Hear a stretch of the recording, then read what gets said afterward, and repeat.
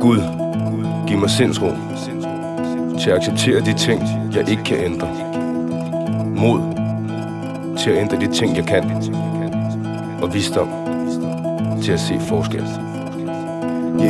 Det var en nat i starten af september. Skyerne stod lavt på himlen. En fuldmåne nærmest blændede mig i stjernevrimlen. For ingen kunne vide, hvad mig og månen skulle bevidne nu, da jeg forsøgte at bryde ind i min mors dagligstue. For ekstra nøglen under krukken var forsvundet. Hoveddøren var låst, og alt lyset var slukket. Gik et par skridt tilbage for at kaste blikker på taget. Kravlede op på skuret, koncentreret om at balancere på træet. Nervøs og bange for hvad fanden jeg skulle til at se. Jeg stoppede op på taget i mørket, det fik mig til at bede. Fortsatte af vinduet på første sal, hvor der var sort som løbet på en gøb. Min sans er skarp som en global. Famlede mig frem til enden af trappen. Gik ned ad trinene et for et, indtil jeg sidst nærmede mig kontakten. Fik lyset tændt som en dolk i min øjne, for hun lå død op i en seng med en advarsel om at dreje nøglen. Gamle måne, der var ingen der så det.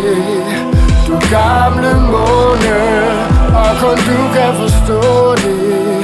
Du så mig hulke som et barn samme nat. Hun var havet forladt.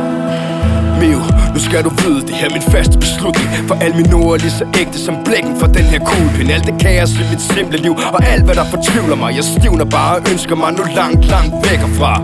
Og Mio, jeg kender dig, din vrede og dit had til mig, plus alle de nedladende sms'er du har sendt til mig. Så brænd med det og smid asken, hvor fanden det gavner dig. For du beviser gang på gang, du aldrig vil kunne savne mig.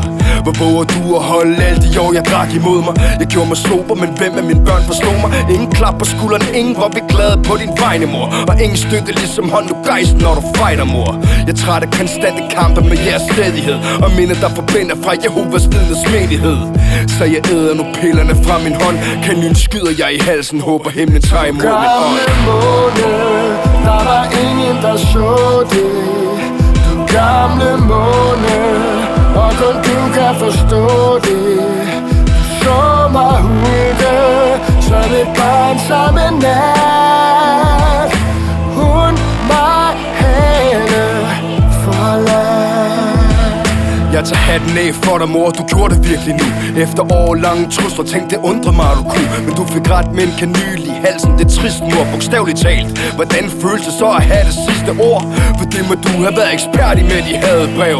Jeg håber inderligt, at du har fået fordrevet din vrede. Jeg træder vandet i min smerte og sorg, når månen ser mig lede ligesom dig selv i dine unge år. Og det er nu rigtigt, hvad du siger. Det er som om den forstår, som om den lytter til din sjæl, hvad ingen andre formår. Så jeg beder dig, månen, glem det. Glem hvad du så. Hvis du virkelig er min ven, så glem alt hvad du så. Gamle måne, der var ingen der så det. Du gamle måne, så kun du kan forstå det. Når jeg kom fuld hjem, nat på nat har du